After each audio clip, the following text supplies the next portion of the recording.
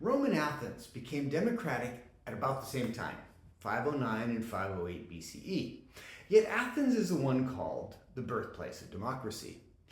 I think the reason for the disconnect, is because Athenian democracy looks more like a revolutionary concept at the time, whereas Rome's republic seemed more of a tweak on an old aristocratic system.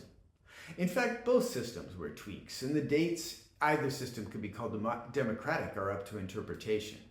In any case, democracy exploded into history between 509 and 508 BCE in states that would become major powers.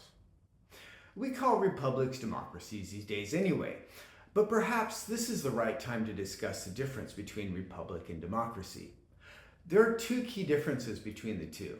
In a democracy, laws and policy are voted on directly by the general public, and the lack of constitution means that there are no restrictions on the decisions they make.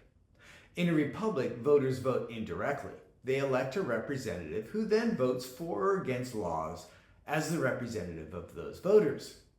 In a republic, a constitution sets parameters on the laws that can be implemented. So there is a clean difference, right? Wrong. Athens had unwritten norms that they very rarely broke. For example, that people could not be subject to mass trials. There were unwritten constitutions in everything but name. And many republics revert to direct referendums on controversial issues, while others have very low bars for altering constitutions, making those constitutions little more than a temporary law. Differentiating between democracies and republics is a little like differentiating between art and entertainment. That said, there is a difference between art and entertainment, even if it's difficult to define. And we can see the difference between democracies and republics and the different types of problems they have. Those problems point to why there are no Athenian-type democracies anymore, and why republics are an endangered species. Rome was chaotic, but Athenian democracy was even more chaotic. Rome featured a lot more organized violence. In Athens, violence was just to kill one or two demagogues by a competitor, while in Rome, it was along permanent lines between groups threatening to blow up to full civil war, which it did repeatedly. Athens was led by one demagogue after another, and it became clear to everyone that speech-making was key to power, while skill at government was rather besides the point. In Rome, interest groups were entrenched, and while speech-making was important, it was more important that you could deliver for the group. In Rome, competence actually meant something. In Athens, a lone demagogue could have been backed by a faction, but it was a secretive faction with a secret agenda.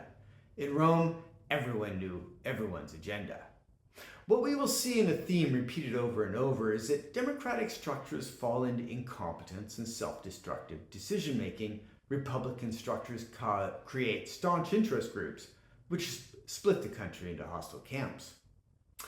Athens didn't begin as a democracy. You could say it rioted its way into democracy.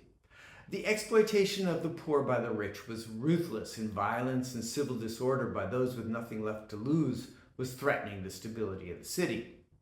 Finally, Cleisthenes, an aristocrat, established democracy.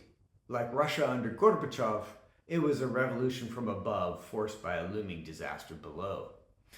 Athenian democracy lasted for a little over 170 years, but it wasn't a clean run. Athens fell to the Persians 20 years after the democracy was founded, and then a year later was liberated.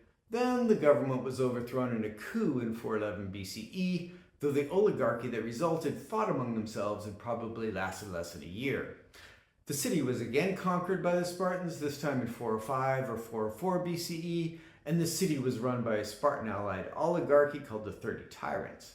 They were brutal and hated and soon overthrown, and the democracy reestablished. Finally, in 322 BCE, the Macedonians under Alexander the Great put an end to independence in Athenian democracy. Or did they?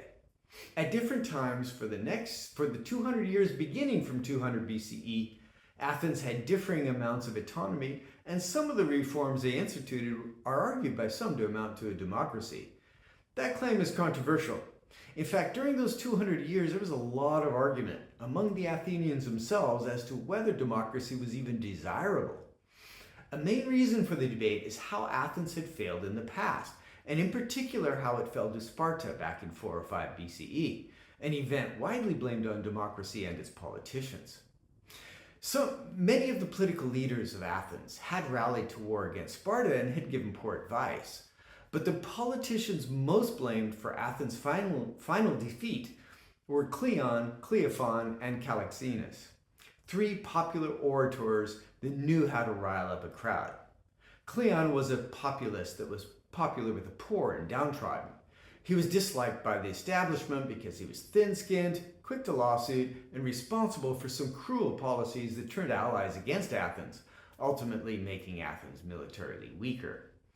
For example, the planned massacre of the people of Mytilene, a city on Lesbos Island, for rebelling against Athens was something Cleon had pushed for almost successfully. Cleon ultimately was killed in battle to the relief of many Athenians. Cleophon was another populist that forcefully argued and convinced Athenian voters to reject repeated peace offers from Sparta. Sparta suggested stopping the hostilities in 410 BCE, 406, and 405, and in each case, Cleophon successfully convinced Athenian voters to reject the peace offers. Cleophon was finally executed by his critics as the tables turned and Sparta was poised for total victory instead. Calixenus was a political nonentity that got his moment of fame by convincing Athenians for religious reasons to execute 10 of Athens' top military commanders. A hard-fought naval battle had resulted in Athenian victory, but at a high cost of lives lost, and many of the bodies were lost at sea. Calixenus convinced Athenians that the commander's failure to save more bodies for burial was an affront to the gods. The commanders either escaped or were killed, and to everyone's surprise, Athens did poorly in the rest of the war and soon surrendered. Calixenus survived the fall of Athens that he had accidentally engineered, but was permitted to starve to death in the streets of Athens as the people refused him food. Athens got its revenge against these three, but acts of revenge could not reverse the damage done that the Athenians had brought on themselves with democratic but boneheaded votes. Spartan rule did not last long, but the damaged lives, damaged infrastructure, and lost prestige would have lasting effects. The Roman Republic had a similarly rough and unstable history. As a republic, all citizens, so defined, had a right to vote. But because the vote was held in person in a location in the city of Rome, only about 1% of Romans ever got a chance to vote. There were checks and balances in the system between two consuls that were the top officials, the Senate, composed of wealthy landowners, magistrates for specific jobs elected independently, and multiple assemblies representing different population groups. But what really characterized the Roman Republic was the constant polarized battle between the rich aristocrats and the poor working class people, or the patricians and the plebeians. The Republic had been founded for much the same reason Athens' democracy was, due to rampant abuse of power. But because the revolt against the king had been led by the aristocracy, the structure of the government was intended not to give power to the poor, but only to give them some limited voice and recourse. Wealthy aristocrats dominated the government, and there was constant conflict between the wealthy and the poor. Corruption was endemic, and while the wars were fought and won by the plebeian soldiers, all the spoils were taken by patricians. Plebeians drafted to fight in wars were required to get their own weapons, which they often had to go into debt to purchase. When the war was over, the patricians would take all the spoils, all the new farmland, and leave the bravest warriors struggling to survive because of the debt they had accumulated. The exploitative nature of the system was obvious. On occasion, brave aristocrats would arise to positions of power where they would then try to implement reforms for the benefit of the plebeians. The Gracchi brothers, two aristocratic brothers, attempted to pass reforms favoring the plebeians, which led to violence and their murders, setting a precedent for solving political disputes through violence. The polarization of the Romans and the recourse to political violence resulted in several civil wars, and it became the norm that politicians held private armies. With the population disenchanted with democracy and heavily armed camps struggling for power, it became just a matter of time before a dictatorship was founded. We will see this theme over and over through history. Direct democracy tends to incompetence and often leads to poor policies that leave a society weak and exposed, while Republican forms tend to polarize and lead eventually to capture by one party or another, that then leads to an exploitative system that brings a country to its knees. Doesn't sound good, and seems like it leaves us between a rock and a hard place. But we know that the Native Americans had a quite successful Republican system of government, and we know that the American and democratic systems have worked in the past. In the post-war years after World War II, the US system worked remarkably well.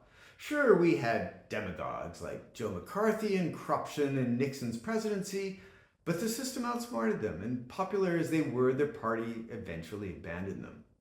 The key to finding solutions to the problems we have may well be to examine what's different about democracies while they are successful with those that are failing.